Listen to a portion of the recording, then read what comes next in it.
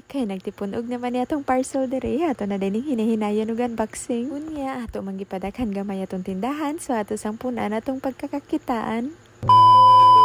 Kay kung dini na to hinahinayan og abri ni mga parcel, mga lumping ni diri, mga panos ug madubo. Unsay madubo? Unsay mong ipang-order isda?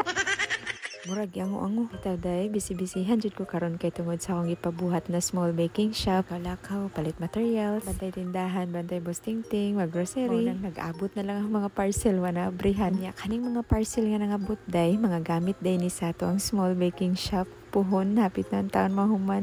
Hey! Salamat Lord. Unya ang uban sad kay mga additional pang negosyo. Parihan niya itong gi-open karon. Mga gamit ni siya day para sa printing, hug laminating, kaug iring.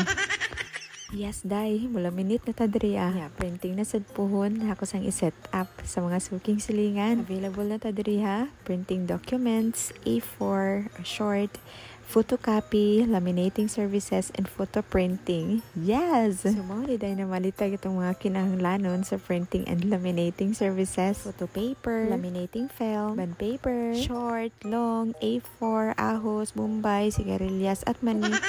Anyway, day, muna siya day, nagpalit ko og laminating machine. Ato siyang i-open and i-test kung function ba siya. Ada siya free nga 10 laminating film. Quaff, dayang brand ani. Parihan ako ba? Quaffa. Hihi, charis.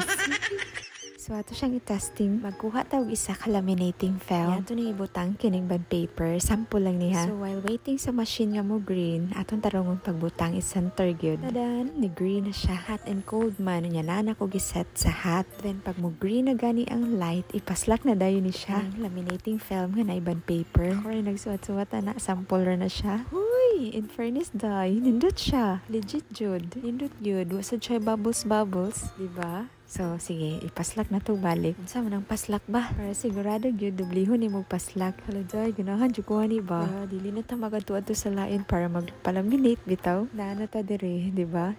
Tada!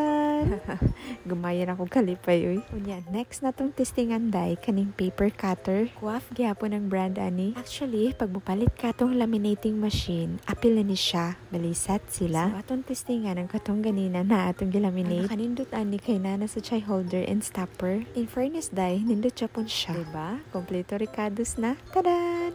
Yeah, next na itong i-unboxing is kanisya. Related yapon ni siya sa laminating. Kanisya, document organizer. You know, na purple.